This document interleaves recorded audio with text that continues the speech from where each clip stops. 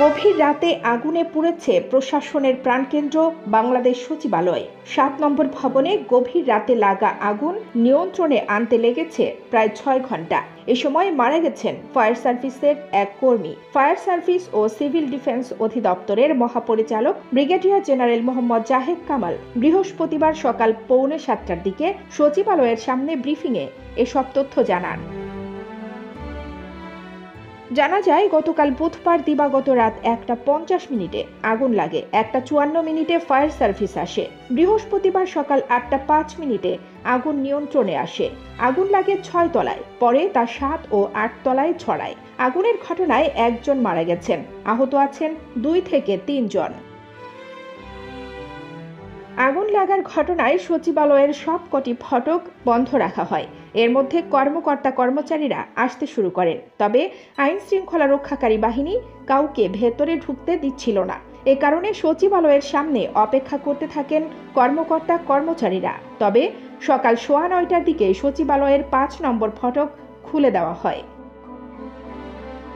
মন্ত্রিপরিষদ বিভাগের ওয়েবসাইটে দেওয়া তথ্য মতে, সচিবালয়ের 7 নম্বর ভবনে যুব ও ক্রীড়া মন্ত্রণালয়, ডাক টেলিযোগাযোগ ও তথ্য প্রযুক্তি মন্ত্রণালয়, স্থানীয় সরকার, পল্লী উন্নয়ন ও সমবায় মন্ত্রণালয়, শ্রম ও কর্মসংস্থান মন্ত্রণালয়, অর্থ মন্ত্রণালয়, সড়ক পরিবহন ও সেতু মন্ত্রণালয়ের বিভিন্ন বিভাগ রয়েছে।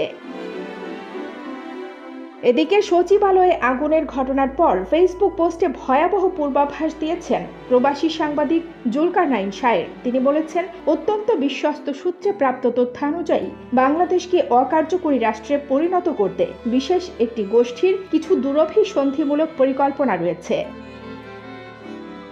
এসব পরিকল্পনা নিম্নরূপ: high value target assassination, KPI সহ হঠাৎ গুরুত্বপূর্ণ স্থানে অগ্নিসংযোগ, ধর্মীয় স্থানে অতর্কিত হামলা, সুউচ্চ ভবনে অগ্নিসংযোগ, সরকারি স্থাপনায় হামলা, রপ্তানিমুখী শিল্পের কনসাইনমেন্টে হামলা, নিত্য প্রয়োজনীয় পণ্যের দ্রব্যমূল্যের প্রাইস স্যাবোটাজ করার লক্ষ্যে সাপ্লাই চেইনে আঘাত, বিদেশে অবস্থিত বাংলাদেশি মিশন বা দূতাবাসে বিদ্রোহ সংগঠন।